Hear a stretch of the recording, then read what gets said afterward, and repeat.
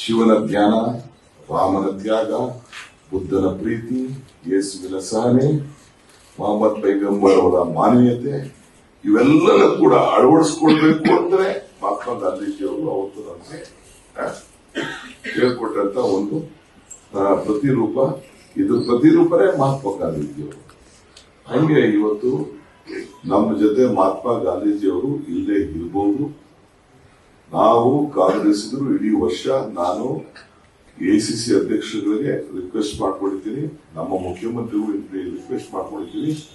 ಪ್ರತಿಯೊಂದು ತಾಲೂಕಿನಲ್ಲೂ ನಾವೇನು ಬೆಳಗಾಂನಲ್ಲಿ ನಾವು ಜೈ ಬಾಪು, ಜೈ ಭೀಮ್, ಜೈ ಸಂವಿಧಾನ ಅಂತ ಏನು ನಾವು ಕಾರ್ಯಕ್ರಮನ ನಮ್ಮ ಎಸಿಸಿ ಘೋಷಣೆ ಮಾಡಿದ್ರು, ಅದನ್ನ ಈ ಹೆಸರಿನಲ್ಲಿ ಕಾರ್ಯಕ್ರಮವನ್ನು ನಾವು ನಡೆಸಿಕೊಂಡು ಉಳಿಸ್ಕೊಂಡು ನಾವು ಈ ಸಂದರ್ಭದಲ್ಲಿ ನಮ್ಮ ಮುಂದಿನ ಪೀಳಿಗೆಗೆ ನಾವು ಈ ಕೆಲಸ ನಾವು ಮಾಡಬೇಕಾಗಿದೆ. ಸೊ ಅದರಿಂದ ಆ ಇದರಲ್ಲಿ ಹೆಚ್ಚಾಗಿ ನಾವು ಹಾಕೊಂಡು ಹೋಗೋಣ. ಈ ದೇಶ ಹೋರಾಟವನ್ನ ಮಾಡಿ, ದೇಶಕ್ಕೆ ಕಾಂಗ್ರೆಸ್ಗಳೆಲ್ಲ ಹೋರಾಟ ಮಾಡಿಕೊಂಡು ಬಂದಿದ್ದಾರೆ. ಸೊ ಅದರಿಂದ ತಮಗೆ ಈ ಸಂದರ್ಭದಲ್ಲಿ ನಾನು ಸ್ವಲ್ಪ ಲೇಟಾಗಿ ಬಂದೆ, ಯಾಕೆಂದ್ರೆ ಸ್ವಲ್ಪ ಮತ್ತದೇ ಒತ್ತಡ ಇತ್ತು.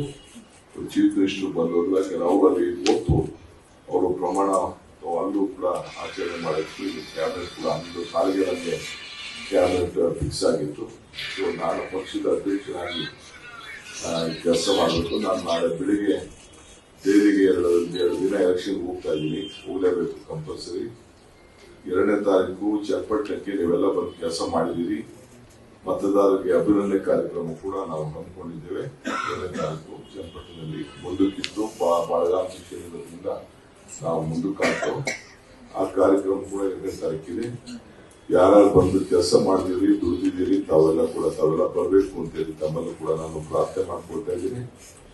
ಸೊ ಅದರಿಂದ ಒಂದು ವಿಶ್ವಾಸ ಇರಲಿ, ನಿಮ್ಮ ಪಕ್ಷ ಈ ದೇಶದ ಇತಿಹಾಸ ತಂದಂತ ಪಕ್ಷ.